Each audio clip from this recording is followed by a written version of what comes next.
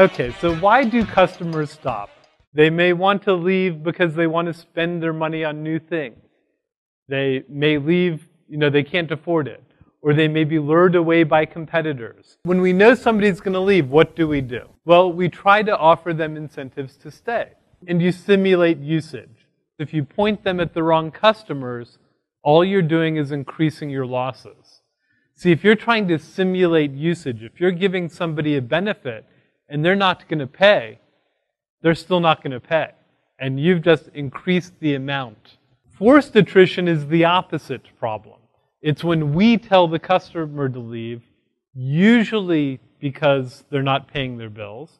If somebody's going to stop paying, what do? We reduce credit lines. We increase interest rates.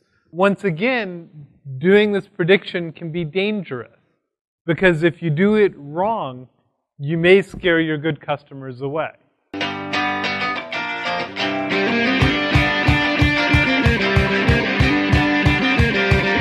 Many companies approach the problem of customers who don't pay as a risk problem. And they have a risk group over here that works on it. And they approach the problem of customers leaving as a marketing problem, and customers who, they're way over here. To a marketing person, there's no such thing as a bad customer. Just some customers aren't as good as other customers. And to a risk person, there's no such thing as a good customer. Everybody's going to leave and everybody's at some risk of not paying their bill. So they're two very different cultures and that we need to bridge if we're going to understand everything we want to about customers. One approach to understanding customers who leave, technically it's called binary response modeling. And it divides the world into two different categories. Those who have not stopped, those who have, and it tries to figure out what the differences are between them. What we want to do in the end is to assign a score so we have data from the past and we have whether or not they left at some point in the future. And that becomes the data that we work with for modeling.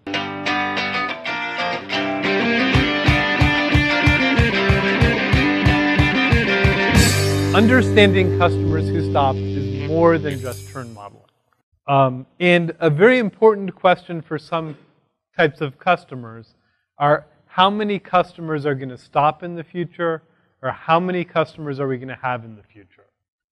It's an important question, especially combined with the what if. What if I do something differently? How will that affect the number of customers I have in the future? So survival analysis is used to talk about this. A customer starts not are they going to stop tomorrow, but what's the probability they'll stop tomorrow? What's the probability they'll stop a year from now, or 2 years from now, or 5 years from now? This analysis changes the perspective. All the customers are starting at 10 years 0. When they begin, that's their own 0 time frame. What happens to our customers over time? Where will they be in 6 months? The green customers are active. All active customers are the same in this picture. The red stopped because they didn't pay, and the blue stopped voluntarily. So we can see that for the first year, my voluntary, there's a big jump in the first month or two, and then it's very stable, and then there's a jump at a year, and it gets bigger. And my involuntary, a lot of it's actually occurring during the first year. But this is adding up to all of my customers. So I can compare different marketing programs this way. I can see what's happening to them. I can see how what's happening this year is changing from one year to the next.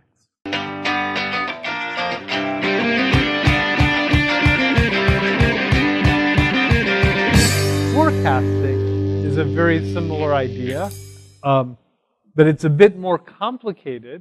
I don't know who's going to start in the future.